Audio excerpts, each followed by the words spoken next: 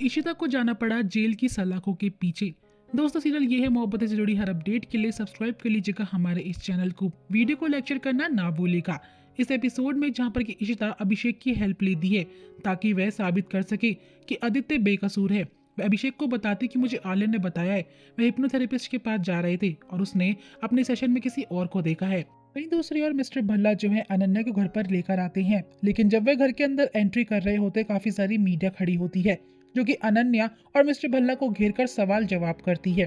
तभी यहाँ पर मीका ये सब देखती है। वह उन मीडिया रिपोर्टर्स को रोकने की कोशिश करती है, लेकिन उनके सवालों से मिस्टर भल्ला को तकलीफ हो रही होती है। इनफैक्ट यहाँ पर छोटी बच्ची अनन्या भी उन्हें कहती कि मेरे नानू को परेशान मत करो, वरना मुझसे बुरा और कोई नहीं होगा। दोस्तों, यहाँ पर मीका जैसे तैसे उस मामले को शांत करती है। यहाँ पर मिस्टर भल्ला मीका को थैंक यू बोलते हैं कि तूने वक्त रहते मुझे बचा लिया, वरना तो आज पता नहीं मैं इन सबको कैसे हैंडल करता। मीका कहती है कि हम तो एक ही परिवार का हिस्सा हैं, तो मैं आपकी मदद क्यों नहीं करती। और वे अनन्या को घर के अंदर चलने के लिए कहती है और उसका हालचाल भी पूछती है। अब दोस्तों, हमें देखने को मिलता है यहाँ पर कि इशिता को जेल के अंदर डाला जाता है। अभिषेक चिल्लाकर बोलता है उन्होंने बहुत संगीन जुर्म करा है, इनको जेल के अंदर डालो। अब यहाँ पर आदित्य पूछता है कि इशिमा आप जेल में क्या कर रही हो, तो अभिषेक बताता है कि इन्होंने तुम्हारा इल्जाम जो अपने सर पर ले लिया है कि इन्होंने ही आलिया पर ऐसे अटैक करा था। जिसके बाद आदित्य भल्ला कहता है ये झूठ है, ये तो वहाँ थी ही नहीं। लेकिन यहाँ पर इशिता कहती है अब मैं अंदर आ चुकी हूँ, अगर तुम्हें इतनी ही प्रॉब्लम है तो सच बताओ कि तुम्हारे साथ वहाँ कौन था। लेकिन आदि चुप हो जाता है। दूसरी ओर रूही जो होती है काफी खुश होती है। वे घर के अंदर आती है तो पापा के बारे में पूछती है। अब यहाँ पर कोई घर वाला रूही को बताता नहीं कि हुआ क्या है। रमन यहाँ पर लॉयर से बात करने की कोशिश करता है, तभी रूही को आकर वह शांत हो जाता है। रूही बताती है कि पापा आज मैंने बहुत अच्छा काम करा है, मैंने मिस्टर सिंघाल को हमारे प्रोजेक्ट के लिए मना लिया है और अब वे इन्वेस्टमेंट हटाएंगे ही नहीं, इनफैक्ट आपके साथ साथ देंगे। तो यहाँ पर रमन कहते हैं कि बेटियां तो होती बाप की खुशी है, थैंक यू सो मच तुमने ऐसा करा, लेकिन बेटे ऐसे नहीं होते हैं। यहाँ पर रूही पूछती है आप किसकी बात कर रहे हो, तो यहाँ पर रमन भल्ला बताता है आदि ने कन्फेस कर दिया है कि आलिया पर एसिड अटैक उसी ने करा था। मुझे तो बताते हुए भी शर्म आ रही है, जेल की सलाखों के पीछे है वो। लेकिन तभी यहाँ रमन भल्ला को रूही कहती है कि आदित्य भाई झूठ बोल रहे हैं, असली सच कुछ और है, हमें आलिया के पास चलना होगा। वह रमन को खींचकर आलिया के पास लेके जाती है। दोस्तों, और यहाँ पर आदित्य जो होता है इशिता पर काफी चिल्ला रहा होता है, आप आखिरकार कैसे अपने ऊपर इल्जाम ले सकती है। लेकिन जब इशिता और अभिषेक उससे सच पूछते हैं तो आदि फिर से चुप हो जाता है और कहता है कि मैं ना चाहते हुए भी उस इंसान का नाम नहीं ले सकता हूँ, इसलिए प्लीज आप शांत हो जाइए।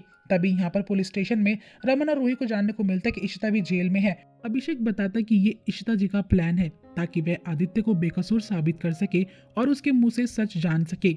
यहाँ पर रूही और रमन परेशान हो रहे होते हैं कि इशिता ने मुझे इस बारे में क्यों नहीं बताया। अब यहाँ पर अभिषेक कहता है कि हमें किसी तरीके से बस ये जानना होगा कि हिप्नोथेरेपिस्ट के सेशन में आदित्य ने किसको देखा। रूही सोचती कि शायद इस बारे में हमारी आलिया हेल्प कर सकती है।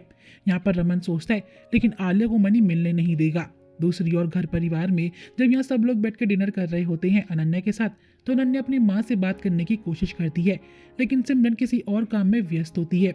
सभी लोग एक एक कर डाइनिंग टेबल से उठ जाते हैं। बेचारी अनन्या अकेली पड़ जाती है। मधु ये सब देखकर काफी बुरा फील कर रही होती है कि छोटी बच्ची की क्या ही गलती है। अब आधी रात में रूही और रमन पहुंचते आलिया से मिलने के लिए। रमन यहाँ रिक्वेस्ट करता है कि मनी प्लीज मुझे एक बार आलिया से मिलने दो, मिलने बहुत जरूरी है। लेकिन यहाँ पर मनी साफ इनकार करके बोलता है। तभी वहाँ पर शगुन भी आती है और कहती है कि आधी रात में हमारे घर में तुम लोग क्या कर रहे हो। मनी कहता है कि मैं अपनी बेटी से तुम्हें मिलने नहीं दूंगा। लेकिन यहाँ पर रूही चिल्लाकर और रमन भी चिल्लाकर आलिया को बुला रहे होते हैं। अब यहाँ पर दोस्तों आलिया आती है और वह पूछती कि मैं आपकी कैसे मदद कर सकूं, लेकिन शगुन उसे वहां से ले जाती है। मनी जबरदस्ती करता है तो यहाँ पर रमन बोलता है कि हिप्नोथेरेपिस्ट के बारे में तुम्हें क्या कुछ पता है, आदि ने किसको देखा। लेकिन यहाँ पर वह बोलती कि मैं आपकी हेल्प नहीं कर पाऊंगी, उनके पास सीसीटीवी कैमरे की फुटेज होंगी, आप आपकी वही हेल्प कर सकती है। तो आधी रात में रूही और रमन डिसाइड करते हैं कि वे उस डॉक्टर के घर में विजिट करेंगे। दोस्तों, दूसरी ओर मधु जो होती है वो समझाती है सिमरन को कि तुम्हें अपनी बेटी का ध्यान रखना चाहिए। सिमरन को अपनी अनन्या के लिए बुरा फील होता है कि वह माँ होकर भी उसका ध्यान नहीं रख पाती, उससे दूर जो रहती है। अब यहाँ पर आदित्य परेशान होता है इस बात से कि वह आखिरकार कैसे अपनी इशिमा को बताए कि कसूरवार कौन है। यहाँ पर इशिता भी जेल में परेशान होने का ड्रामा करती है और यहाँ पर अभिषेक जो होता है वह बोलता है आदित्य से, आदित्य जो भी है सच बता दो, वरना तुम्हें और तुम्हारी माँ को सफर करना पड़ेगा। अब यहाँ पर आदि चिल्लाकर बोलता है कि मैं ही हूँ वो कल्प्रिट जिसने आलिया पर अटैक करा था, मेरी बातों पर यकीन कीजिए। और दोस्तों, यहीं पे एपिसोड एंड हो जाएगा। वहीं हमें नेक्स्ट एपिसोड में देखने को मिलेगा किस तरीके से आदित्य यहाँ पर असली कल्प्रिट का नाम लेने वाला है। आई होप आपको वीडियो पसंद आई होगी। वीडियो अच्छी लगी तो वीडियो को लाइक शेयर करना मत भूलिएगा। नेक्स्ट अपडेट के लिए चैनल को सब्सक्राइब करें।